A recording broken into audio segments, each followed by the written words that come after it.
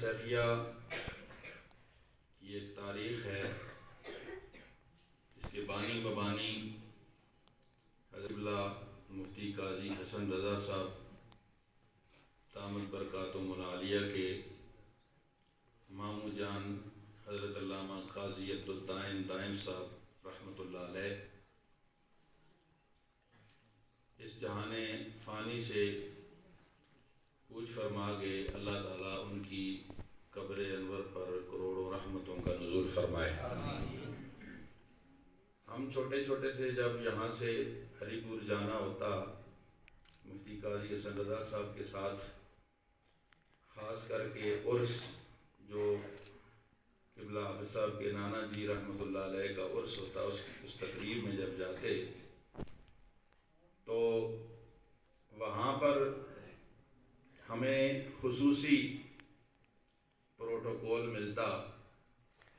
اس خصوصی پروٹوکول کے ملنے کی وجہ صرف اور صرف یہ تھی کہ یہ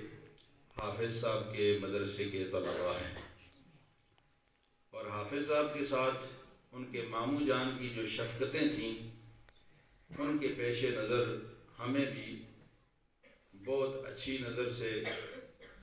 اور عقیدت بھری نگاہوں سے ان کا ہر مرید دیکھتا تھا۔ اور جب وہاں میں خاص کر کے ہر نشست میں نعت شریف کی سعادت حاصل ہوتی تھی، اور ساتھ میں یہ تعارف بھی ہوتا تھا کہ یہ جامعہ سیفیہ سے آیا ہے، وہاں کا طالب علم ہے، تو حضرت صاحب کیا اور ان کے مرید کیا بہت ہی عقیدت کے ساتھ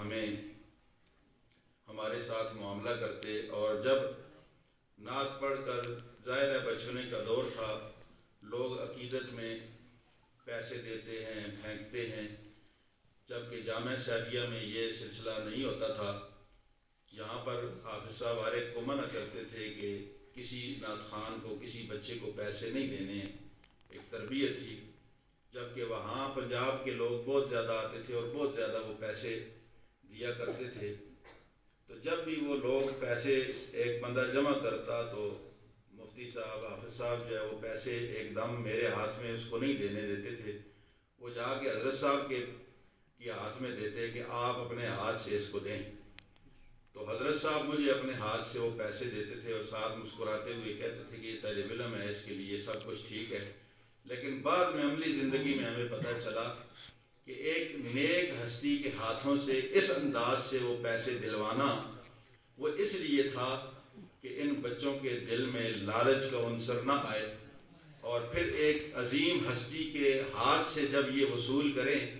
تو اس میں ایک روحانی ایک سلسلہ بھی ہو، تاکہ ان کے دل میں دنیا کا لالچ نہ آئے۔ اور بعد میں ہمیشہ جب بھی مجھے کوئی نعت پڑھتے وقت بعد میں کوئی پیسے دے تو مجھے فوراً وہ منظر میری نگاہوں میں گھوم جاتا ہے کہ حضرت صاحب جس طرح مجھے اپنے ہاتھ سے وہ پیسے دیا کرتے تھے۔ بہرحال یہ ایک بات ہے، میں نے اپنے حافظے میں جو میرے نقش تھا وہ میں نے بیان کر دیا ہے۔ اہل علم موجود ہیں، ان کی شخصیت سے شناسہ لوگ بخوبی واقف ہیں کہ وہ کس قدر عظیم علمی شخصیت تھے، اور ان کے کام